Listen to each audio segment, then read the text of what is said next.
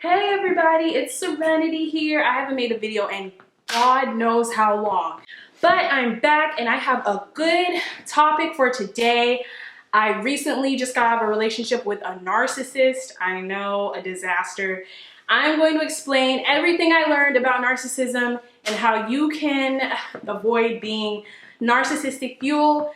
I'm going to give you the rundown on how they think psychologically, their minds are really messed up, and how you act and why you act the way you act when you're in a relationship with a narcissist. And women and men can be narcissists. It's not limited to one gender or anything like that.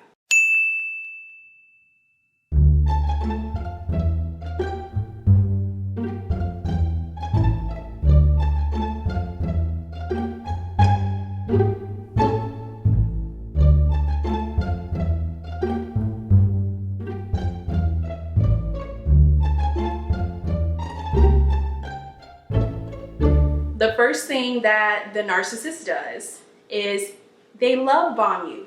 This is when the narcissist is being awesome and great towards you and giving you everything you could ever desire and your knight in shining armor and complimenting you non-stop. I remember when I was dating a narcissist, oh my gosh, like he complimented me so much.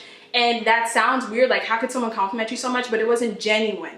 This is what they do. They'll just be like, oh my gosh, you're so amazing. I'm so happy that I met you. If I were to ever, and my narcissist said this, if I were to ever date another girl, it would just be a downgrade. They say these things at the very beginning of the relationship before they even get to know you really. It's like, why are you lathering me up with confidence? I just met you. That should be a red flag right there. If someone's lathering you up with compliments before you even really know the person, it's probably not genuine.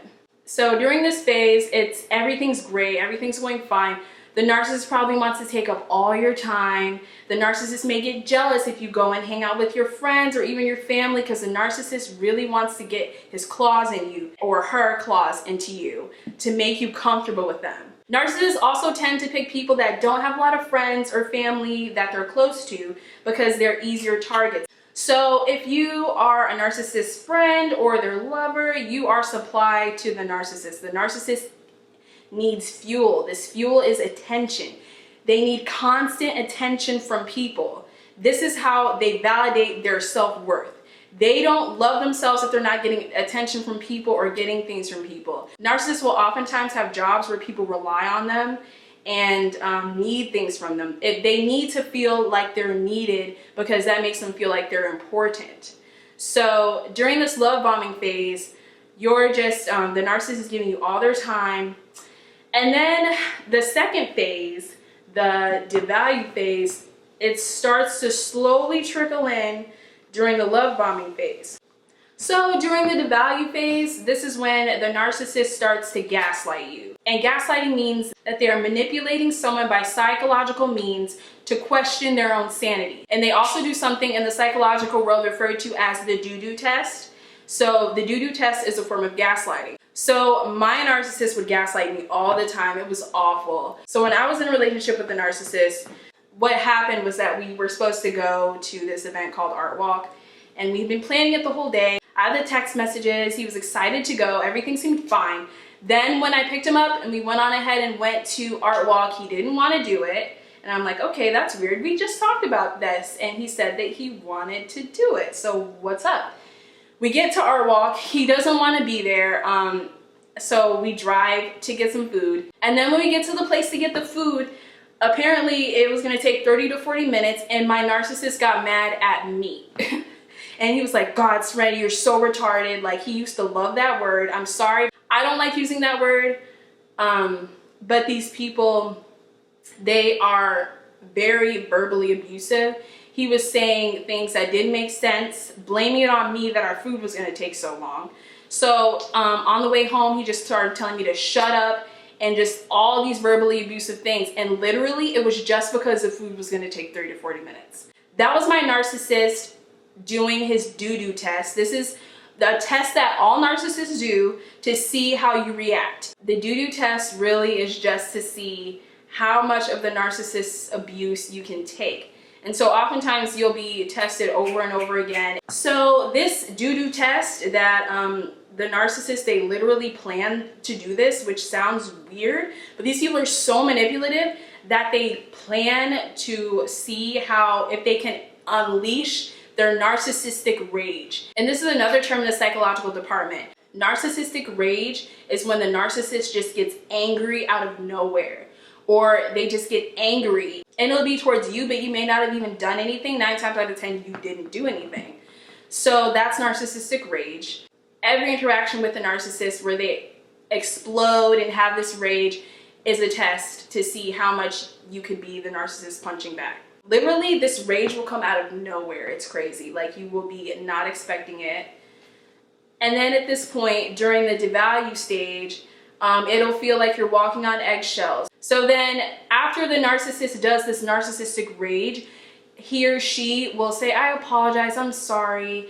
And they're not really sorry, they just want to keep you around for fuel. They don't care about you. Narcissists do not care about themselves. They definitely don't care about you. Narcissists oftentimes latch on to people that are empathic, because guess what? They don't have empathy. They don't understand empathy. It may seem like a narcissist may have empathy, but if they do, if they're showing any kind of remorse for their actions or anything like that, that's just so that they could get back in your good graces because they need to continue using you.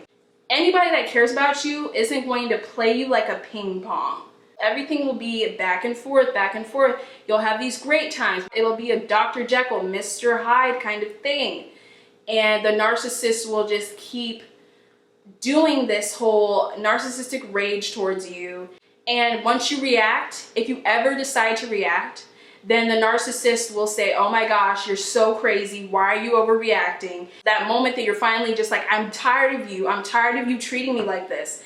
Then the narcissist, that's fuel for the narcissist, because you're emotionally reacting to them, and they love that. They love it when people give them any kind of attention, especially like extreme attention. So if you give the narcissist any kind of attention, extreme attention, they love that. It could even be negative. They just want you to pine for them. They want you to miss them. They want you to want them in their life.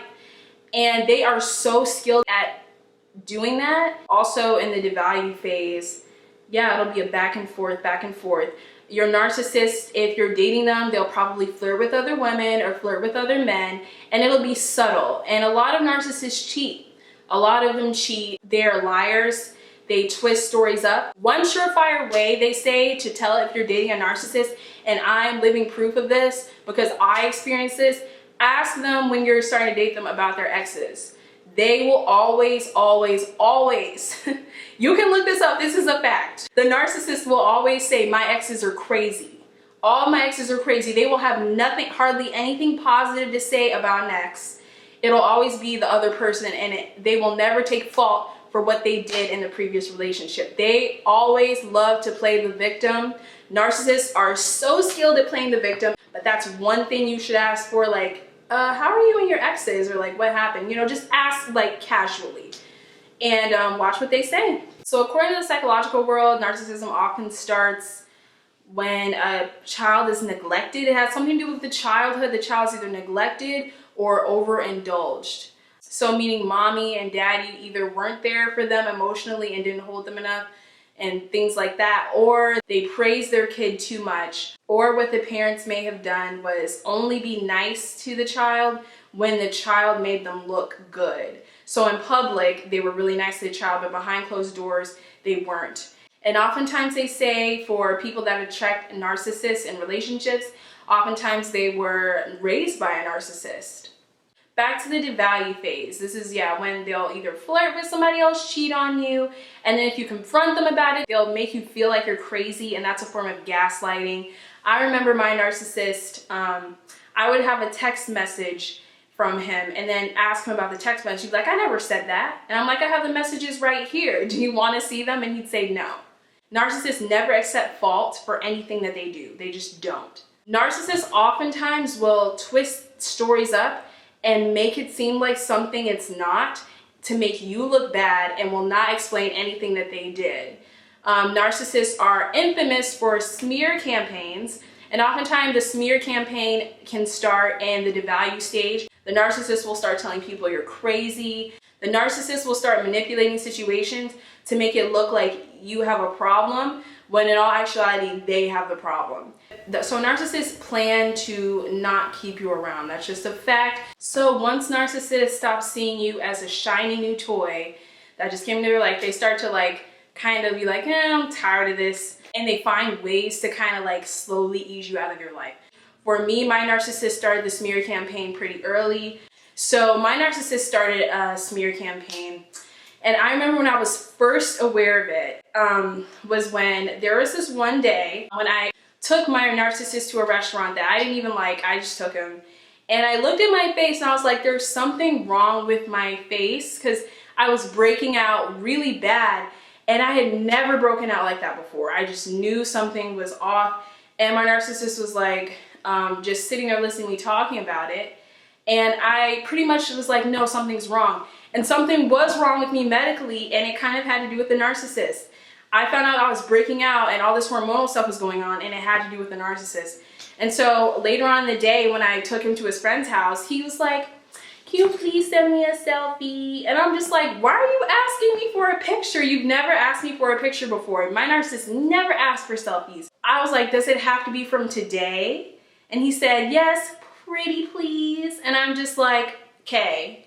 I was gonna send the picture, but that was kind of fishy to me. I just said, okay. And my narcissist was like, never mind, Serenity. Don't do anything you don't want to do. You see how they switch so fast.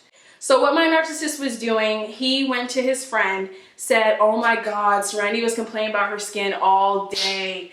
Like, let me get her to send a picture. Oh, she's just getting on my nerves. Like, and the irony behind it is like my skin was bad because of something that had to do with my narcissist. That's a form of gaslighting. He was manipulating me to send him a picture. My narcissist would be so nice to me when he needed something, you know? I mean, that's obvious when someone's playing you for that.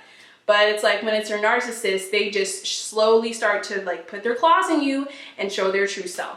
Another thing is that narcissists will ghost you, meaning give you the silent treatment, ignore you at very important times of your life. So check out birthdays, anything important, they will abuse you some way, and they love to ghost you and give you the silent treatment. There was something I found out that was very important. I had to make a very tough decision, and it had to do with my narcissist. And he ghosted me for 3 days, and it was like the worst 3 days of my life. I felt so alone. We were together at the time, so it's like I shouldn't have been alone having to deal with that. And the way that it was handled was just awful. Narcissists really want you to want them. So it would have been appropriate for my narcissist to have been there for that. But of course, like, you can't expect that out of a narcissist. You can't expect a narcissist to be there for you. They don't understand empathy. They don't understand it. Narcissists love to ghost you at important times of your life, or make you feel bad on important times of your life, like your birthday. Somehow the narcissist may make it about them. It may be your birthday and the narcissist may start a temper tantrum or do something to make your special day about them. They just always want the attention. You may get a promotion at work and the narcissist might not like that. That's all a part of the manipulation, just ghosting you, trying to make anything about them pretty much. The discard phase, this is when the narcissist exits your life. Oftentimes narcissists won't even say why they exited your life. They'll just go. And then they'll come back. And that's the hoovering phase. So during the discard phase, the narcissist is also conducting a smear campaign. My narcissist is doing that right now as we speak. It's disgusting. And that leads us to the hoovering phase. Now, the length of time for a hoover to happen extends each time until the final discard. So the hoovering phase is when the narcissist and you may have gotten an argument, or maybe he'll just leave and then disappear for 2 weeks or like a couple days and then be like, hey, just out of nowhere, like nothing ever happened. They just want you, they just expect to come and go as they please because they see you as a toy. So like, it's like, oh, I'm done playing with this toy. I'm gonna set it back here and pick this toy up and play with this one. That's what you are to a narcissist. You're just a toy and a source of fuel. So for the hoovering stage, it extends each time. So the first time that they discard you, and it might take 3 days. Then the next, then they'll do the cycles over again, discard you, and then it may take a week. and then they'll discard you. Then it may take a month. Then they'll discard you, but they always come back. That's what the hoovering is. It's the coming back. And oftentimes the hoovering may not even be like a hey text message or bringing you flowers or something that you like to get you back. It may be something like having a friend. Maybe you guys have a mutual friend. They may send a mutual friend to see how you're doing, or to see if you moved on, or to see if they still have control over your life. They just want that control over you. So this cycle goes on and on and on and on. There are people that have been in relationships with narcissists where the narcissists have actually ruined their entire life, made them lose their business, their house.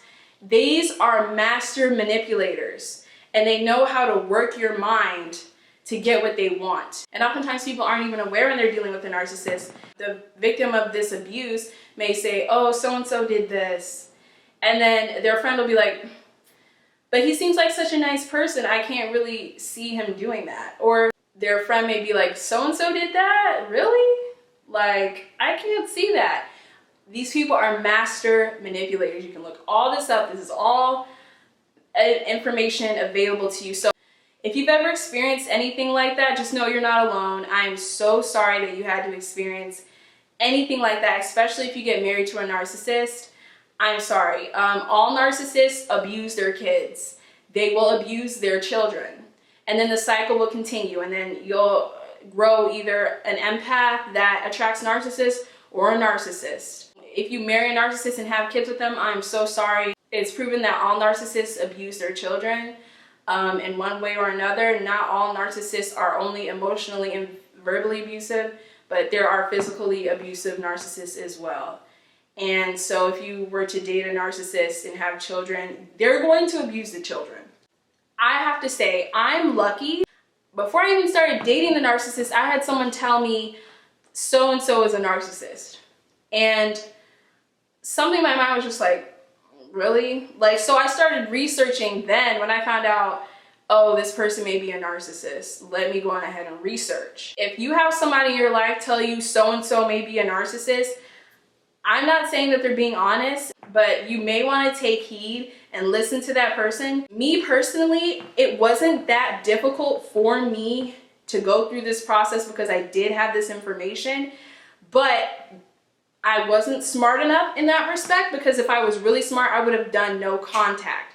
No contact is the only way you can beat a narcissist. Cut off all forms of communication. Block their Facebook. Block their text messages. Block their cell phone. Block them. Don't look at their stuff. Don't follow them. Go on with the rest of your life. That is the only way you can beat a narcissist. Other than that, you can't. You will be always and forever be narcissistic supply. Narcissist friends are narcissistic supply. They're just there to make the narcissist look good. The narcissist doesn't really care about those people. It may seem like they do, but he or she is just acting like that to get things out of their friends. So narcissistic fuel is anybody in the narcissist world. They say in the psychology world, the narcissist harem. This is the group of people surrounding the narcissist. Your friend, anybody that the narcissist is using at the moment, you're part of their harem, and they're also referred to as flying monkeys. Another thing about narcissists, they don't like to be alone. They hate being alone.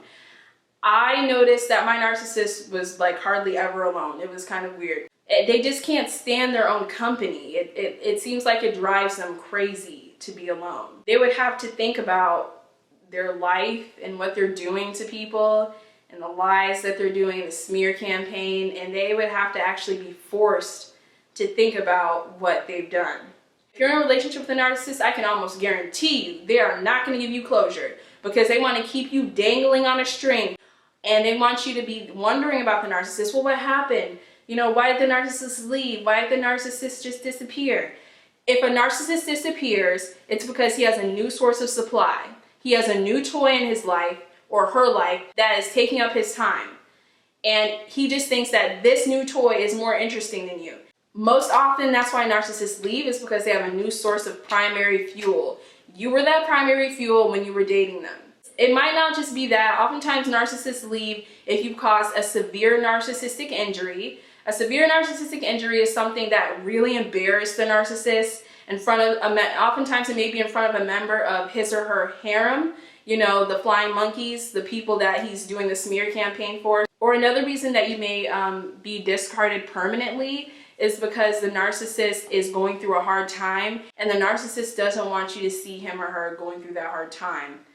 The narcissist always wants to seem like they have their stuff together. Another thing that narcissists, they just feel so insecure. My ex-narcissist said, I want to be the best looking when I walk in a room. Narcissists can be really flashy. They like to show off things. They like to have nice things. That's another thing about a narcissist, another narcissistic trait. One thing that is important to learn that you have to get through your skull if you're going through narcissistic abuse, or if you have been, by anybody that you know, narcissists don't change. They don't have the capacity to change. Most narcissists, you can't get them to therapy, and if they do get into therapy, they're smart enough to manipulate the therapist, and that's a whole situation. You can look that up yourself. It's a scary thing. Narcissists literally feed off of your emotions and off of your misery. Another interesting thing I found when I was researching this, narcissists tend to have a secret life, a totally separate life away from you. So the narcissist that you know is not the narcissist that other people may know. They may have a secret addiction. They may be like having an affair. Narcissists are prone to having secret lives. They like you not knowing what they're up to. Narcissists like that. Narcissists are so skilled that oftentimes their friends don't even know that they're narcissists, and they are so manipulative that they can keep this up for an entire lifetime. They have to keep this up for a lifetime because they have to maintain that perfect image. And you, being the victim, you're the only one that gets to see their true narcissistic rage, their true hate for themselves. And it's scary and it's sad. And oftentimes you feel like you're alone. If you're friends with a narcissist and your friend is always the victim when they come out of a relationship, you should question that. Like, why is so-and-so always the victim? Why do they always play the victim? Are what they even saying true? You know, like, think about it logically. Does that make sense? You know, the narcissist can come up with these great stories as to why this happened or why that happened, but they're stories. And if you see a pattern, if you're smart and you see a pattern with these people, then something's going to be like, wait, something's up. There's no way that all these women, or there's no way that all these men could have all been that, as a narcissist likes to say, crazy. There's just no way.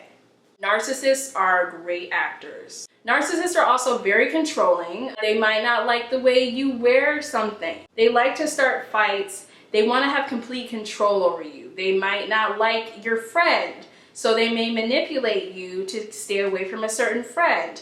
Or they may be intimidated by a certain guy friend or something. Their goal is also to isolate you from everybody else so that you don't have anybody to talk to about the abuse that you're going through. So they're going to weasel their way in there and manipulate you to the point where you may not even be talking to your friends and family. So if you are a narcissistic abuse victim, don't feel bad, don't feel stupid. Narcissists love smart people. They love to be around smart people and to fool smart people.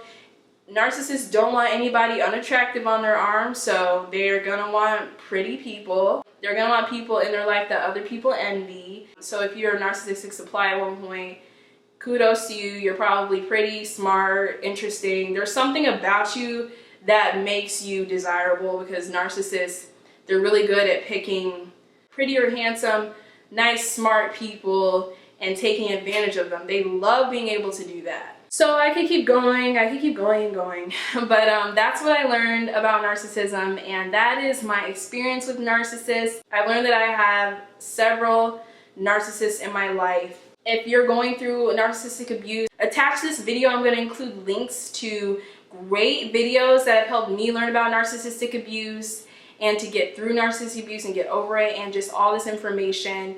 Knowing this information has helped me so much. And I'm actually grateful for this experience because I learned a lot about myself and about the people in my life. And this is just a special message to anyone going through narcissistic abuse. You are not alone. There's a whole group of people that have realized they have been victims of narcissistic abuse. If your mom's a narcissist, if your dad's a narcissist, I'm sorry. They have this method called the gray rock method that you could use on narcissists. That's a whole nother video. But the best way to escape narcissism is to go no contact if you can. If you have kids with a narcissist, you can't, but that's a whole nother video for another time. Thank you guys so much for watching, and I hope this was enlightening. And honestly, I've been watching so many videos on narcissism and having my own experience with a narcissist for a couple months now, so I'm like, I'm ready to do something else now. But I had to get this video out because I had to share my experience and also maybe help somebody else that may be about to experience something similar or maybe is experiencing something similar. Ladies and gents, just watch yourself, protect your heart, follow your intuition. If something at the beginning doesn't seem right, it's probably not right. And stay strong. Thank you guys so much for watching. Bye. I'll probably make another video someday.